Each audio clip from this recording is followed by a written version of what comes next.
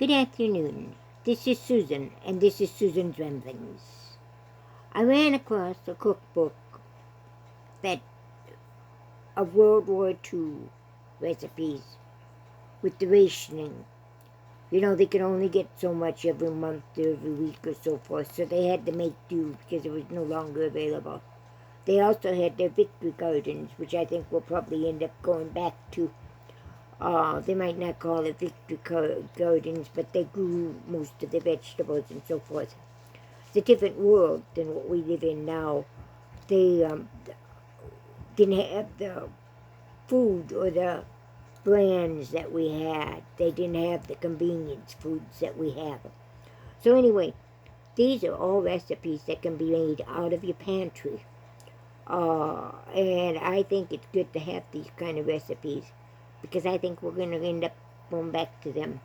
We're going to end up by learning, if you don't already do it, to learn to cook from scratch. And yes, your gardens are going to be very, very important during this troubled times. I have no room for a garden, not under soil, but I plan on having containers all around my apartment, and they will be filled with fruits and vegetables that I can grow for myself. I may not grow enough to be able to preserve much, but I will be able to grow enough to have fresh this summer. And we have 3 local farmers here who are produce farmers, and one lives only about a mile from me, and they always have good produce, and between the 3 of them we can usually find what we need. So I plan on using them very, very heavily this summer. Anyway, enough of that. Let's go to our recipes, okay? First one, this is recipes for everything. We've got vegetables, we've got desserts, we've got, everything. Hot fudge pudding. 1 cup of sifted flour, 2 tablespoons of shortening melted, 2 teaspoons of baking powder, 1/4 teaspoon of salt, 1 cup of chopped nuts, 3/4 cup of sugar, 1/2 teaspoon of vanilla, 2 tablespoons of cocoa,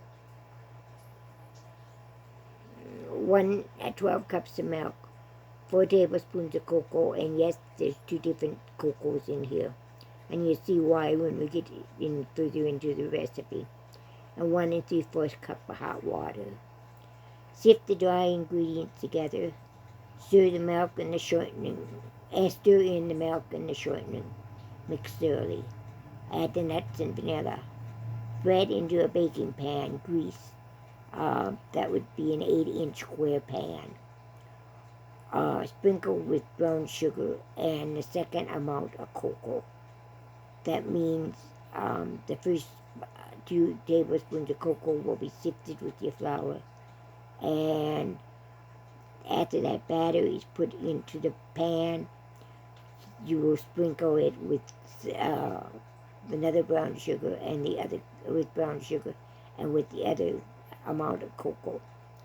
Mix it together. Pour hot water over the entire batter and mix. Bake in a greased and floured 8-inch square pan. Bake at 350 degrees for 40 to 45 minutes. Remove from the pan with an inverted plate and spoon sauce over the squares of the cake. That's your hot fudge pudding cake. Eggless, butterless, milkless cake. 2 cups of brown sugar, 1 teaspoon of cinnamon, 2 cups of hot water, 1 teaspoon of cloves, 2 tablespoons of shortening, 3 cups of flour, 1 teaspoon of salt, 1 teaspoon of soda, 1 package of raisins. Boil together the sugar, water, shortening, salt, raisins, and spices for 5 minutes. When cold, add the flour and the soda dissolved in 1 teaspoon of hot water. Pour into 2 loaf pans grease. Bake 45 minutes at 325 degrees. Baked honey custard. 2 cups of milk, 3 eggs, 4 tablespoons of honey, 1/4 teaspoon of salt, cold milk, and add honey. Beat eggs and salt together. Stir a small amount of the milk mixture into the eggs, and then the eggs into the hot milk mixture. You have to, I don't get what the word for it, but you have to make sure that the milk, a small amount of tempers. You have to temper the eggs before you pour them into the hot milk, or you will have scrambled eggs. Okay. Pour into 6 custard cups. Sprinkle cinnamon on the top. Place in pan of hot water.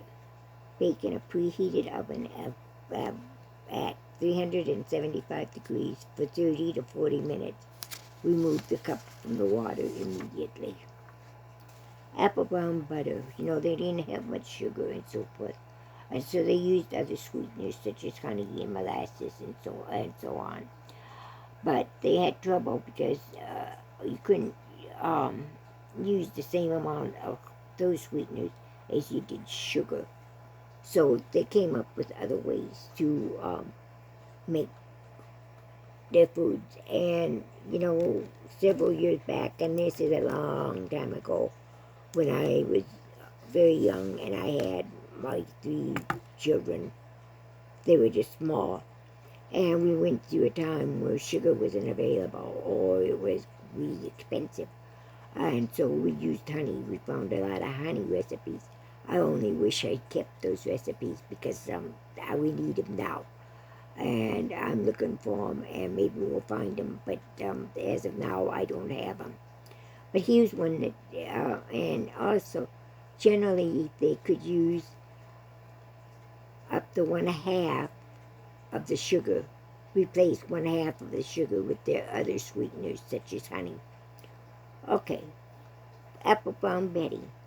1 cup of buttered breadcrumbs. 1/2 cup of honey. 3½ cups of chopped apples. 1 cup of water. 1 apple cored and sliced into rings.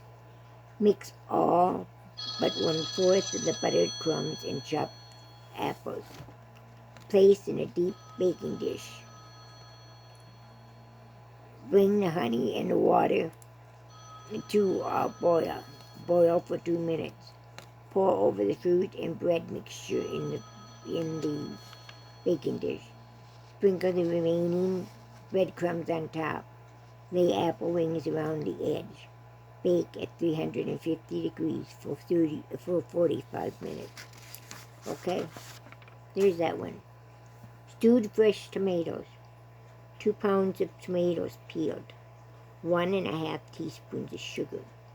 2 tablespoons butter or margarine. 1½ teaspoons of garlic salt. 4 green onions sliced and pepper. Cut the tomatoes into wedges. Cook green onions in a skillet with melted butter for 1 minute. Add your tomatoes and the remaining ingredients.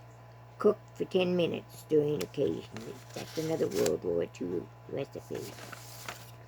Cornmeal mush. 1 cup of cornmeal. 1 teaspoon of sugar. 2 tablespoons of flour. 1 teaspoon of salt. Pour 4 cups of boiling water in the top of a double boiler. Place over boiling water. Sift your cornmeal, flour, sugar, and salt. Stir into boiling water gradually. Reduce the heat and cook, stirring occasionally for 1 hour or until thick. Serve with margarine or butter if available. Leftover mush may be packed into a wolf can and chilled. Cut into slices. Cook in the baking drippings of margarine over low heat until brown. Serve with maple soup. If you cook any bacon, save your bacon grease. Your bacon grease should be frozen also, so you have a little bit. With the coming oil shortage, it seems like every time you turn around there's another shortage, isn't it? With the coming oil shortage, you will be glad that you have your bacon grease, that you didn't throw it away. And That's how we did it years and years ago. We saved the bacon grease. We saved the fat from all our food. And we, I don't know what we did. I don't know how to describe it. Anyway, then we used water and we removed all the fats from the meat or from the whatever we were doing, and that fat was stored, and we would use it as seasonings. Okay. Cabbage and pepper slaw. 1 large head of cabbage, 1 cup of vinegar, 3 medium green peppers, 1 cup of warm water to dissolve your sugar, and then we have 1 cup of sugar. Grate the cabbage and peppers into a large bowl. Combine the other ingredients in a small bowl.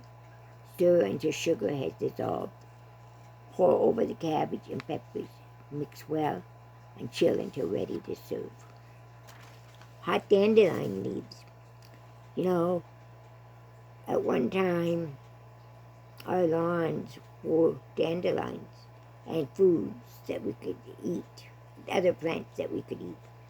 Somewhere along the line, especially in the United States, we got the idea that we wanted those weeds, so-called weeds, out of our garden, out of our yards.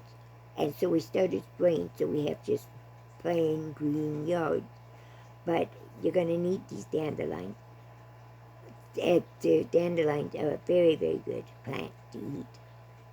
You can eat it all, the leaves and the roots too. So, and the roots can be used to make tea. It's a very versatile vegetable. So if you get dandelions, don't spray them, pick them. The flowers can be used also to make soup and so forth. Hot dandelion leaves. Can you see that? I don't know if you can see that. If it's, seems to be having trouble focusing here. 2 quarts of dandelion leaves. 1/2 cup of sugar. 1 cup of water. 1 tablespoon of flour. 1 teaspoon of salt. 1/2 cup of vinegar. 3 slices of bacon crumbled. And 1 cup of sour cream. Cook greens in boiling water for 5 minutes. Drain. Fry the bacon until crisp. Drain. Serving 2 tablespoons of bacon dripping. Combine the flour, sugar, vinegar, sour cream, and bacon drippings. Add the bacon and the greens. Bring to a boil, stirring gently. Remove from heat. You can also use this same recipe for green beans, okay? And substitute the green beans for the dandelion leaves. But remember, if you get dandelions in your lawn, don't spray them, pick them. Look up the recipes for them, okay? Get used to using all those kind of weeds that we have in our lawns and that we have available for us, because that may be the only kind of food we get, okay? So make sure you save them. Don't spray them. Don't kill them. Old-fashioned green beans. 1.5 pounds of green beans, hot water. 3 medium slices of salt pork. 1 teaspoon of salt. 1 cup of water. 1/4 teaspoon of pepper. Wash your green beans. Remove end and break into 1-inch pieces. Add your salt pork and 1 cup of water. Heat to boiling and cook for 15 to 20 minutes. Add the beans and enough hot water to almost cover. Continue to cook for 1 hour. Add salt and pepper the last 15 minutes. And one last one before we go. Beets in an orange sauce. Remember, these are all World War II recipes. 1.5 cups of small whole cooked beets. 2 tablespoons of butter or margarine. Just a thought, when you cook, if you have your beets and you're doing them out of the garden, snap off the tops. The beet greens are very good. They have to be washed a lot in order to remove the sand and the dirt. But you can use that just like you use your spinach with vinegar and oil. Okay, or you can cook them. And the beets also, scrub them really, really well before you cook them. And then you can use the juice either for smoothies or you can use it for jelly. So save your beets. The beets are very versatile too. 1.5 cups small whole cooked beets. 2 tablespoons of butter or margarine. 1/4 teaspoon of salt. 1.5 teaspoons of cornstarch. A dash of pepper. A 1/2 cup of orange juice. Blend the cornstarch with the orange juice. Heat to boiling. Add the butter or the margarine. Pour over small whole cooked beets and you simmer for 5 minutes. Okay, that's it for World War II for now. I have a bunch more recipes. We'll finish them up tomorrow. Have a great day. See you later. God bless.